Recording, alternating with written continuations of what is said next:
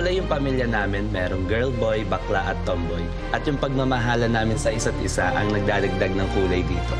Si Daddy ay isang construction worker. Kaming dalawa naman ang breadwinners ng pamilya.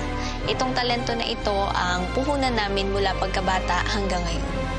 Si Mama ang driver namin papunta sa iba't ibang contest at entablado. Minsan inaabot pa kami ng 4 na contest sa isang gabi. Ganon kami ka-dedicated para ibigay ang lahat para sa pangangailangan ng pamilya namin. Ito yung definition ng edge of our seats. We were with you in this whole performance. Gusto namin na mag-succeed kayo. Yung dedikasyon na rin na yon ang nagdala sa amin dito sa semifinals. At ngayon, bitbit namin ang pangarap namin upang magtagumpay hanggang sa dulo ng laban na ito.